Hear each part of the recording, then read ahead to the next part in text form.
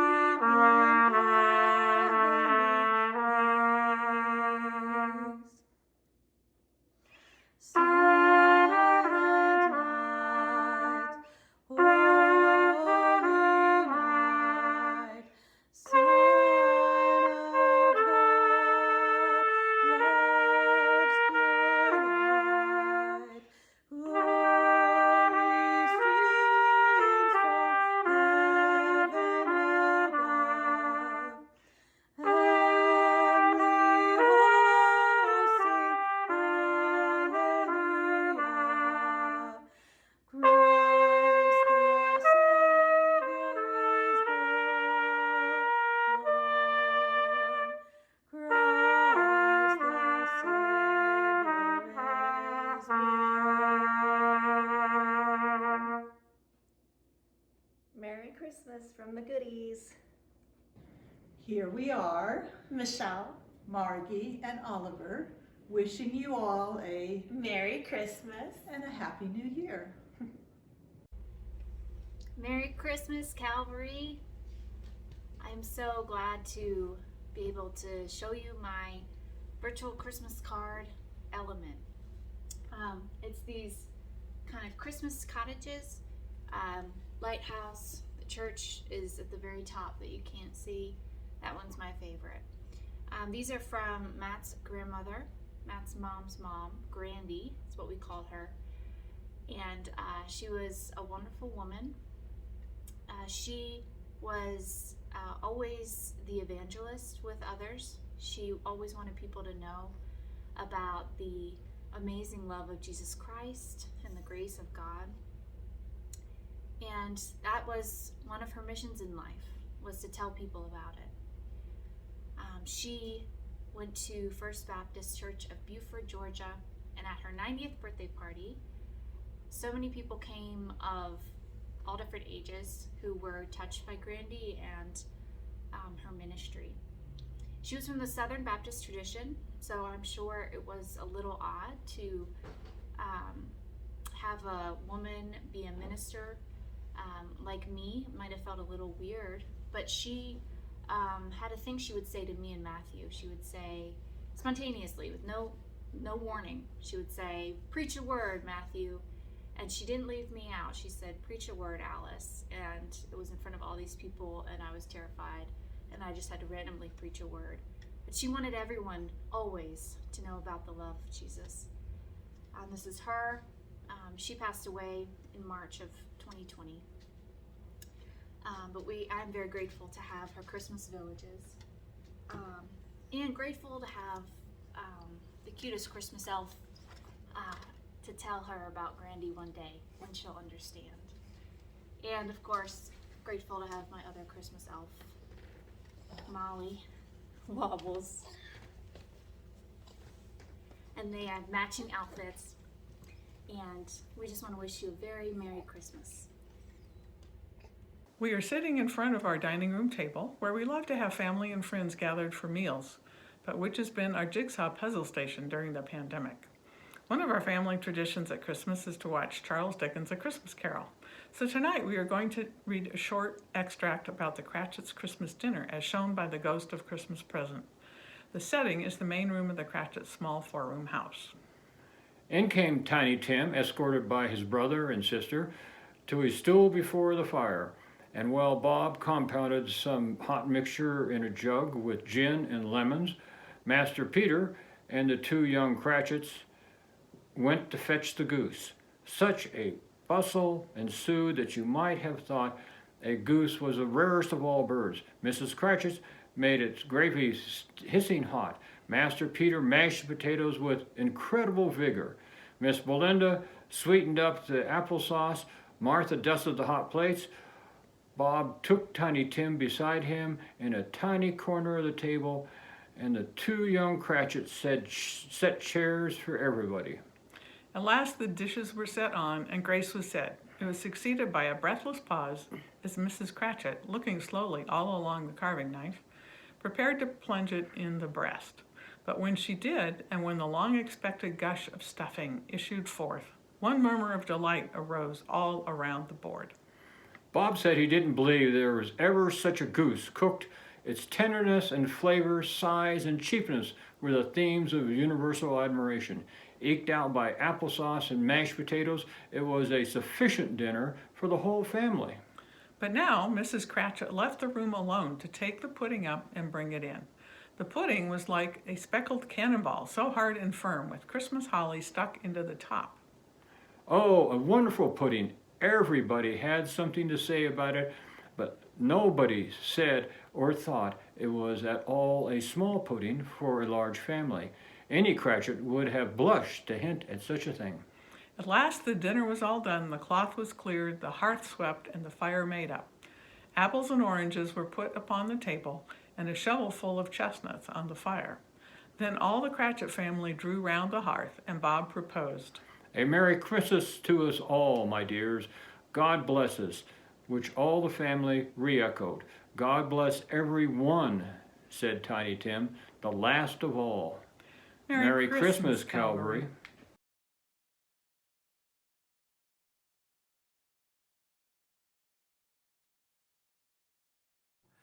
As we wait in our exile, whatever that is, that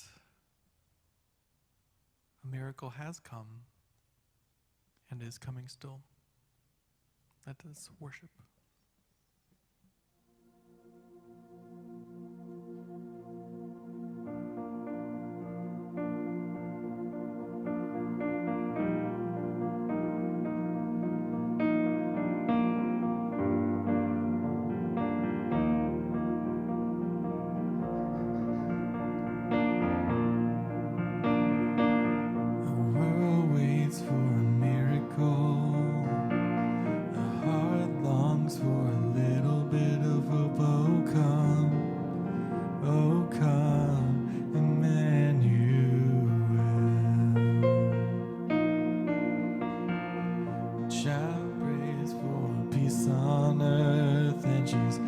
Calling now from a sea of hurt.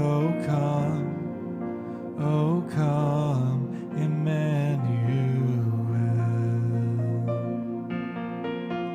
But can you hear the angels singing, glory to the light of the world, glory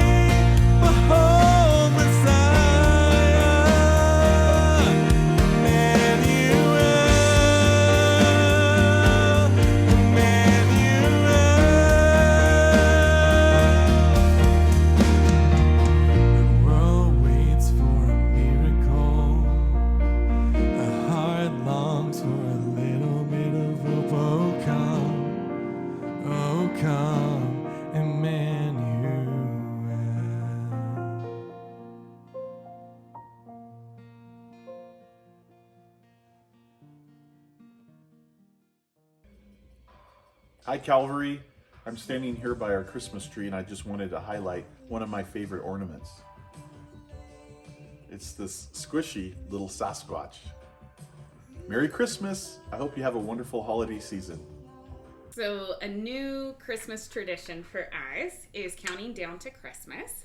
And we have this magnetic tree that Julian gets to put magnetic ornaments on. And some days it makes perfect sense and we go right down. And other days we have a very random way of counting to Christmas. But either way, he gets to mark it and celebrate that way. And then next year, when Mavis is old enough, we'll add her. Sure. Julian, can you say Merry Man. Christmas? Yay! Yay! Can you say Christmas? Bye-bye. Merry Christmas, everybody. Merry Christmas.